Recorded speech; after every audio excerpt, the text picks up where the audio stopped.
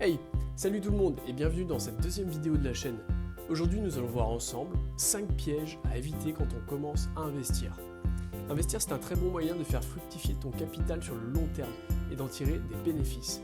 Cependant, comme toute chose, cela comporte des risques que nous allons voir ensemble afin de les éviter pour pouvoir investir sereinement. Ne pas avoir d'objectif ni de plan. En fait, se lancer dans l'investissement sans objectif, c'est comme prendre sa voiture sans avoir de destination. Au final, tu vas nulle part et tu risques de faire de grosses erreurs qui peuvent te coûter très cher.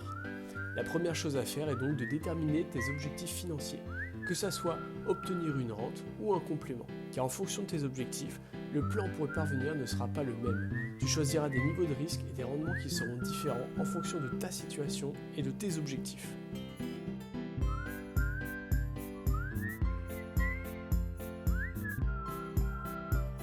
Vendre ses positions pour pouvoir faire du profit. Une des erreurs les plus courantes quand on débute en bourse, c'est de chercher à faire des gains qui soient rapides et énormes. Et généralement, c'est ce qui est mis en avant avec le trading. Ici, on va bien noter une chose, faire du trading et investir, c'est deux choses qui sont totalement différentes. En trading, tu vas acheter et tu vas revendre des actions pour pouvoir faire du profit. En investissant, tu vas plutôt placer ton argent auprès d'une entreprise dans laquelle tu crois pour pouvoir toucher une partie de ses bénéfices, que l'on appelle les dividendes. En bourse, tu peux gagner comme tu peux perdre, et c'est surtout valable quand tu achètes pour revendre. Accroche-toi bien et écoute ceci. 80% des personnes perdent la totalité de leur capital au bout de la première année de trading. Les gens qui investissent, eux, parient sur le long terme. De cette manière, le risque est donc diminué et le capital augmente avec le temps.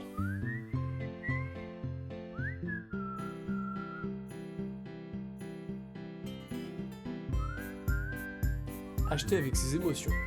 Qu'on le veuille ou non, une bonne partie de nos décisions sont prises avec nos propres émotions. Quand on débute, on a toujours cette excitation de commencer quelque chose de nouveau. Le problème avec les émotions en bourse, c'est qu'on a tendance à surréagir et à commettre des choix qui sont fatals. Un énorme profit peut très vite entraîner des réactions de folie, tout comme une énorme perte peut conduire à des prises de décision dans la hâte et irrationnelles. La conséquence, c'est qu'après on commet beaucoup d'erreurs parce que ce sont les émotions qui prennent le dessus sur la raison.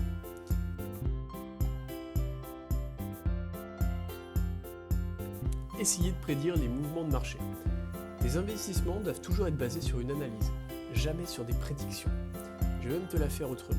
Personne n'est capable de prédire les mouvements de marché, pour la simple et bonne raison que les personnes qui sont sur ce marché utilisent toutes leurs émotions.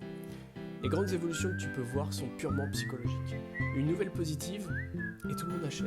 Une nouvelle négative, et tout le monde va vendre.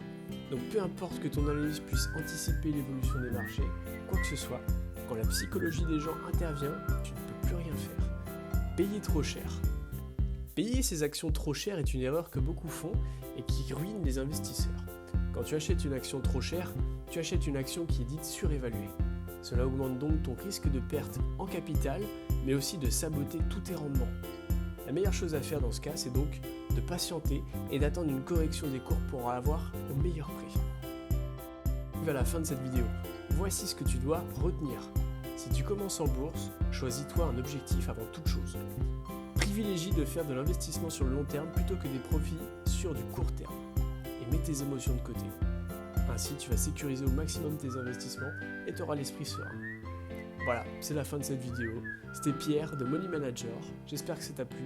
On se retrouve bientôt pour une nouvelle vidéo. Abonne-toi et à la prochaine.